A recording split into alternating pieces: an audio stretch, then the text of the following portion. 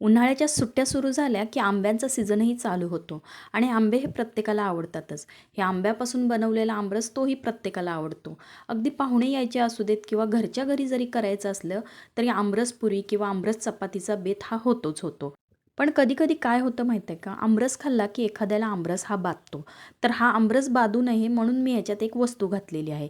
ती वस्तू काय आहे ते मी तुम्हाला पुढे सांगतेच. आता हे मी या आकाराचे 4 आंबे घेतलेले आहेत. आता या आंब्याला चीक हा भरपूर असतो. तो चीक जर पोटात गेला तर मात्र पोटदुखी चालू होते किंवा तो चीक जर त्वचेला कुठे लागला तर त्याची जखमही होते. तर हे आंबे अशा एका पातेल्यात भिजत घालायचे आहेत. थोडा वेळ भिजत घातल्यानंतर ह्याचा चीक थोडासा सुटतो आणि नंतर हा चीक सुटल्यानंतर मग हे आंबे आपण असे स्वच्छ धुवून घ्यायचे आहेत आणि आंबे धुवून घेतल्यानंतर इथं असं वर एक आणि खालच्या बाजूला असं बोट ठेवायचं आणि सगळीकडनं हा आंबा असा सगळीकडनं दाबून घ्यायचा. तर हा आंबा असा दाबल्यामुळं काय होतं, त्यातला आतला जो गर आहे तो सगळा मोकळा होतो. आणि दुसरी गोष्ट म्हणजे असं केल्यामुळे वरच्या देठाच्या बाजूला चीक आणखीन थोडा जो आत असेल तो शिल्लक राहिलेला बाहेर येतो. आता असंच सगळीकडनं हा आंबा गोल गोल फिरवत सगळा आतला गर मोकळा करून घ्यायचा आहे. आता इथं तुम्ही बघू शकताय अगदी देठाकडच्या बाजूला हा चीक हा थोडाफार अजून वर आलेला असतोय. तो आणखीन एकदा स्वच्छ धुवून घ्यायचा. धुवून घेतल्यानंतर पुन्हा आणखीन एकदा तो गोल गोल अशाच प्रकारे फिरवत फिरवत आणखी थोडा वेळ हा गर आतला मोकळा करून घ्यायचा.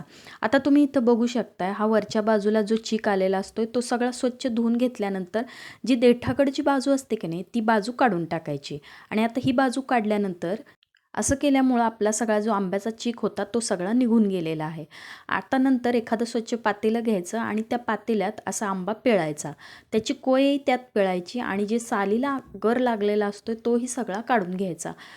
त्यानंतर अशाच प्रकारे बाकीचे जेवढे आंबे राहिलेले असते त्यातली सगळी कोय काढून घ्यायची आणि सालीलाही जेवढा गर लागलेला असतो तोही सगळा पिळून घ्यायचा.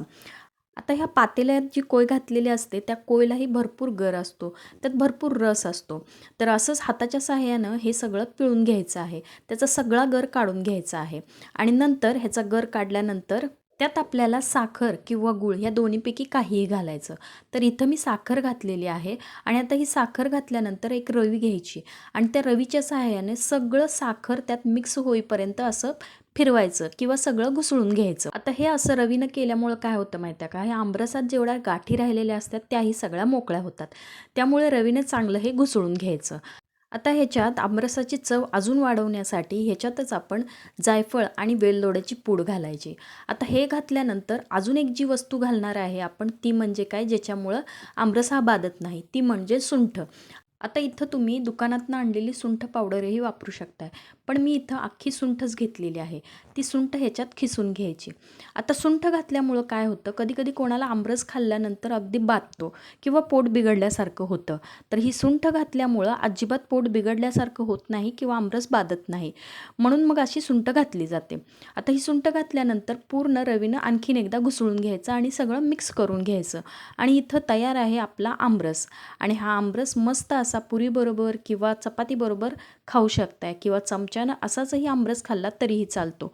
आता ह्या आमरसावर थोडंसं केसर घालायचं आणि आपल्याला हवे असेल तर ड्रायफ्रूट्सही घालायचे.